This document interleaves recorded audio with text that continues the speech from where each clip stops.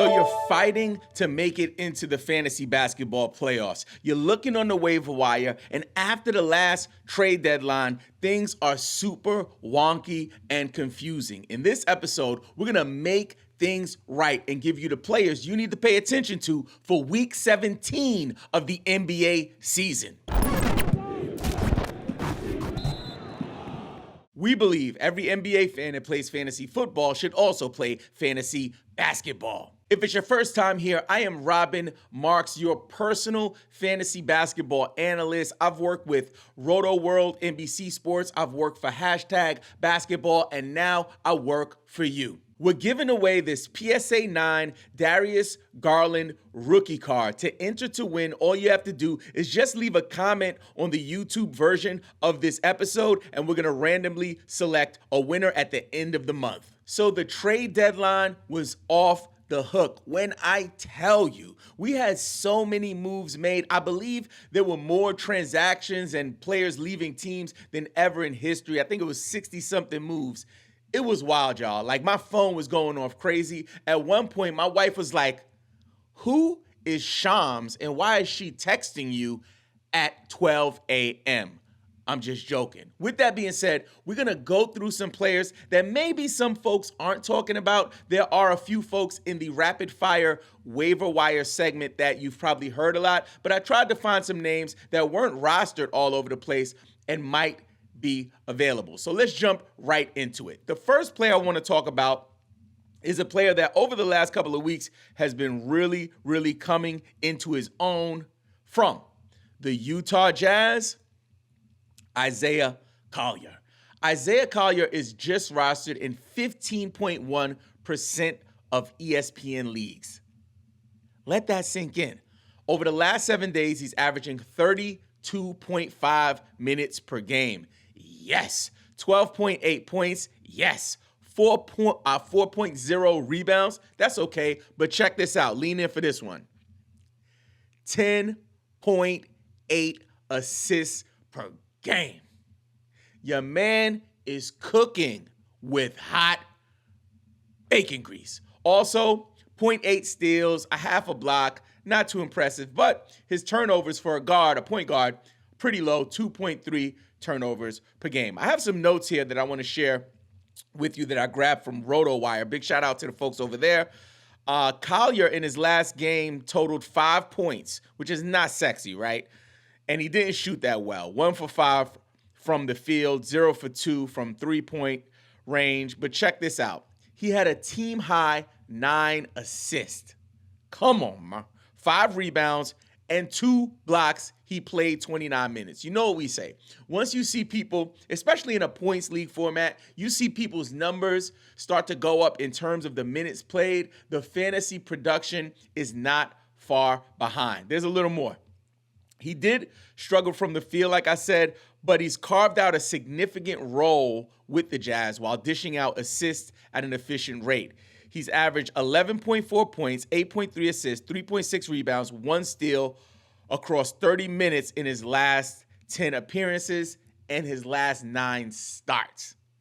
Keyword being starts. So the young man is getting some run. It seems as if the brass in Utah believe in what he brings to the table. So for me, that's the type of player that I'm looking to roster and just hold, especially as we go into this All-Star weekend. You're going to have 2 weeks combined into one for fantasy basketball. So for Yahoo, we're in week 16, and week 16 will run from February 10th to the 23rd, while in ESPN, we're in week 17, but it's the same date range, February 10th to February 23rd. And for the NBA, they'll just call it week 17 and week 18, even though it's super wonky during this time of the year. So if Collier is available, definitely somebody I'm looking to roster. Before we move on, I want to talk to you folks about BetOnline. BetOnline continues to be the world's most trusted betting platform and your number one source for online betting in 2025.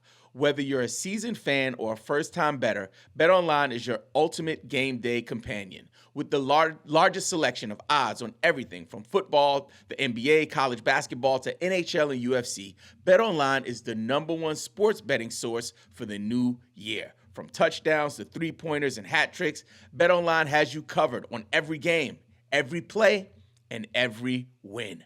BetOnline, the game starts here. Now, I told you I'm going to share some names with you that maybe folks aren't talking about as much. This one might be a player that, does some numbers somewhere down the line. I'm talking about from the New Orleans Pelicans, Karlo Matkovic. Now, over the last 7 days, we've seen a huge increase in his minutes per game. On the season, he's averaging 11.8 minutes per game, but over the last 7 days, 24.7 minutes per game. That is a great signal that we love to see. He's getting close to being kind of a double-double guy. He's averaging over the last 7 days 7 points per game, which is not bad. 7.3 rebounds, which is great. 1.7 assists. We don't expect anything from him there. 0.7 steals. We don't expect much there. But check this out. 1.3 blocks per game. There's going to be opportunity opening up in New Orleans, especially with the departure of Brandon Ingram and also the inconsistency of Zion Williamson. We want Zion to be healthy, but Zion Williamson has been banged up on and off his entire career. So for me, Karlo, I'm interested to see what he does if he continues to get the minutes, because he seems as if he can be a solid fantasy producer. Recently versus the Nuggets on the 5th of February, he played a whopping 30 minutes, had 10 points, 9 rebounds. Just like I said, he might be edging towards being a 10-10 double-double guy, but he really needs to get the minutes in order to do that. On the 3rd versus Denver, they had 2 games in a row against Denver. He had 5 points, not as good, but he did still manage to pull down 11 boards. And then he's had at least 1 steal in his last 4 games. So that's something you want to pay attention to. And on the 5th against Denver, he actually had 2. So for me, this is the type of player I'm looking for in fantasy. Someone who could consistently contribute, and he might be a streaming option for you, but definitely somebody when you stream him, see if the schedule plays out where you can hold him for a little bit to see what he does. Now, the next player we want to talk about is on fire. Like, I don't give a shih tzu puppy. I'm going to just pick him up especially if I'm in a 12-team league. I'm trying to pick this guy up just to see what happens if he's available, which he might not be at this point. From the Brooklyn Nets, Keon Johnson. Keon Johnson is just rostered in 9.6% of ESPN leagues. Over the last 7 days, he is averaging 28 minutes per game. Check this out. Over the last 7, your man Keon Johnson is averaging 19.3 points per game. Come on, man. 6 rebounds, yes. 2 assists, 1.7 steals. And there's more. Over the last 7 days, he is also averaging 1 block per game as a guard. People, the defensive stats, the microwave scoring, some rebounds, struggling with assists, but I don't care if you don't give me assists if you're giving me those defensive stats. I'm talking about Keon Johnson because the news came out that Ben Simmons had a buyout for his contract, and all signs indicate that he's going to land with the Clippers, right? So Ben Simmons is gone out of town. So there's opportunity here, and Keon Johnson will benefit. So if he's available on your waiver wire, I would run out right now and grab him. Just to give you a little more context here, your man Keon on the 5th against Washington, he dropped 25, 6, 3, and 2. There's more. On the 4th against Houston, 22, 4, 2, 2, and 1. Your man is really, really getting that run, so make sure you grab him if he is available. The next player we want to talk about is also a Pelican, just like my man Karlo. We've talked about him here and there, but I think that he's approaching the part of the season where we're starting to understand his value for fantasy. And if you're in a deeper league, he might be someone you hold on to. For a 10 team or below, like an 18 league, he might be just a streaming option from the New Orleans Pelicans, Jose Alvarado. Jose Alvarado over the last 7 days averaging 6.5 points, 2.5 rebounds, 6.5 assists. We like that, but here's what I really like. 1.5 steals per game. Come on, man. That's somebody that we would, again, be open to streaming. And he'll be streaky, right? He's going to have good games. He's going to have okay games, but definitely somebody worth rostering for a streaming spot. On January 31st against Boston, he played 34 minutes, dropped 20 points, 3 rebounds, 6 assists, 1 steal, 1 block. Come on, man. On the 8th versus February against Sacramento, he dished out 9 assists with 3 steals. It's valuable. It makes sense. So for me, I'm interested in rostering him as needed. Again, not something where I'm like running out for him. Keon Johnson, I'm running out. Like I'm stopping the tape. Hey, stop the video. I need to go pick him up. Jose Alvarado, if you need to stream him in, he's definitely a legit streaming option. The next player we want to talk about before we go into our rapid fire waiver wire list is someone who is getting tested out right now. I think that's what's happening with him. Here and there, he's getting more minutes than usual, but I think that over the last 7 days, he's been picking up, and since the trade deadline and the departure of a key piece of their team, he's been taking advantage of the opportunity. From the Washington Wizards, Keson George. Keson George is just rostered in 2.5% of ESPN leagues over the last 7 days, averaging 27.7 minutes per game. Yes. 13.3 points per game. Yes. 5.3 rebounds. Come on. 2 assists. And check this out. 1.3 steals per game. A little less than a block a game at 0.7. So Keson is definitely somebody you want to take a look at. They're going to be running him and Bilal Coulibaly to the ground and just kind of see what they can do. On the 7th versus Cleveland, he had 17 points, 5 rebounds, 2 assists, and 3 freaking steals.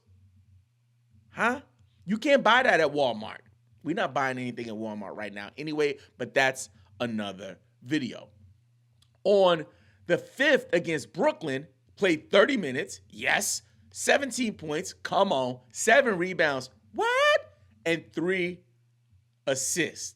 1 steal, 1 block. So stuffing the stat sheet. And he's super, super young, right? He's a young guy with all of this upside. There's no telling what the end of the season, the garbage time of the season is going to look like for him. So if you grab him off the waiver wire, monitor day to day. And if you have a couple of streaming spots and you want to maybe take it down from 2 streaming spots to 1, he might be a player that could fill one of those spots. Now, before we go into the rapid fire waiver wire, I want to talk to you guys about our paid community. If you love this community and you want to invest in what we are building, please consider becoming a paid subscriber. Think of it like treating me to a coffee and bagel once a month. Becoming a paid subscriber will grant you access to our MVP Discord channel, priority DM and email replies, and priority Rate My Team videos. And most importantly, your support will help us to keep creating content.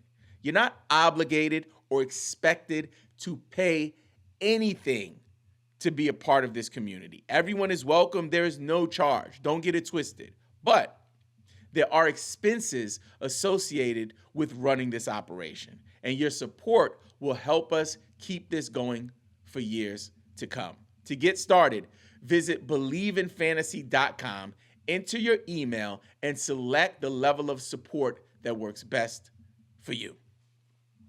Okay, so now let's get into this rapid fire waiver wire segment. Some of these guys are rostered, right? I just have to put the names out there because if they are floating around on your waiver wire, you might want to take a look at them. Some of them I'm running out right now to go grab, right? So the first couple guys, I would go grab these guys right now if they are available. From the Chicago Bulls, Ayo Dosunmu and Matas Buzelis. If they are available, grab them now, especially Matas. Matas is in a daggone dunking contest, and all of a sudden out the woodworks, now that he's getting playing time, I'm seeing the boys bunnies.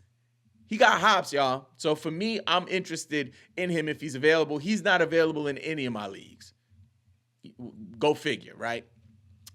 I'd also consider Lonzo Ball. Not as excited about him, but I definitely consider Lonzo Ball. Yusuf Nurkic, he's injured right now, and people are kind of staying away from him. I know Mark Williams is supposed to be coming back to the Charlotte Hornets, so maybe there won't be as much opportunity for him, but I'm concerned about what the actual physical that Mark Williams took, uncovered. So I don't know if that's going to impact his health or whatnot, but I would just grab Nurkic and put him in your IR if you can spare it. Nikola Jovic, I'm holding, especially in Dynasty. Dalton Connect, I'm interested to see what happens now that he's coming back to the Lakers since that trade between Charlotte and LA got rescinded. Brandon Pajemski, someone we're looking at. Gershon Yabusele, Karis LeVert, we want to see what he does in his new environment. Jeremy Sohan, and this guy you have to have on your roster. I'm talking about from the Washington Wizards, Bilal Coulibaly. Do not let this young man sit on your waiver wire. Now that you know who to grab off of the waiver wire, check out this episode to learn how you can execute fantasy trades. This episode was presented to you by BetOnline.